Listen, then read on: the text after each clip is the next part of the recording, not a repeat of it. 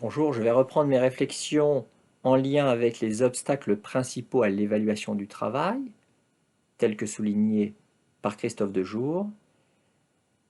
Dans les précédentes vidéos, je vous avais parlé de la contrainte de clandestinité associée à la tricherie, je vous avais parlé des enjeux stratégiques de pouvoir, je vous avais parlé assez longuement du déficit sémiotique et de la domination symbolique. Je vous avais parlé de la corporéité du travail dans la dernière séquence vidéo. Et j'en arrive à mon avant-dernier point, c'est mon point E, les stratégies de défense contre la souffrance. Reprenons la réflexion de Christophe Dejour. Le travail, nous dit Dejour, va occasionner toute une série de souffrances. Il peut s'agir de souffrances physiques, il peut s'agir de souffrances psychiques, ou il peut s'agir à la fois de souffrances physiques et de souffrances psychiques. Alors le travail occasionne toute une série de souffrances en raison, par exemple, des contraintes de cadence.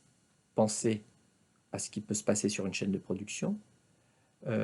Mais le travail peut aussi occasionner toute une série de souffrances en raison des contraintes liées à la qualité ou encore des contraintes sociales liées à la domination, à l'injustice, au mépris, à l'humiliation dans certains cas, aux exigences, à la violence des chefs ou à la violence des clients. Toutes ces situations difficiles, voire délétères, vont produire de la souffrance au travail. Et donc travailler, nous dit Christophe Dejour, c'est fondamentalement endurer cette souffrance, ou endurer ces souffrances. Et pour ce faire, les agents ne sont pas passifs, ils se défendent. Dejour nous dit que les travailleurs, dans ces situations de souffrance, sont capables de construire des stratégies individuelles et collectives de défense contre la souffrance.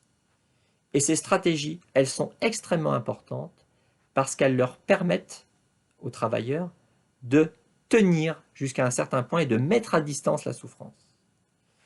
Elles font donc partie intégrante du travail. Mais, bien évidemment, ces stratégies de défense, elles échappent à la conscience des travailleurs, elles échappent plus ou moins à la conscience des travailleurs, et donc elles échappent aussi, de ce fait, à tout système d'évaluation. Pourtant, elles font partie du travail, et la souffrance fait aussi partie du travail.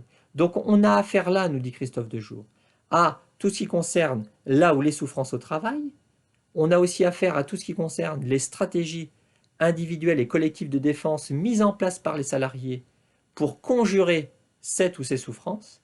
Eh bien, tous ces volets de l'activité de travail, qui font partie pourtant de l'activité de travail, sont fondamentalement invisibles. C'est évidemment le cinquième obstacle à la visibilité du travail effectif, et c'est donc aussi le cinquième obstacle à l'évaluation du travail. Dans la prochaine vidéo, je vous parlerai, pour terminer, de la naturalisation des compétences féminines. Au revoir.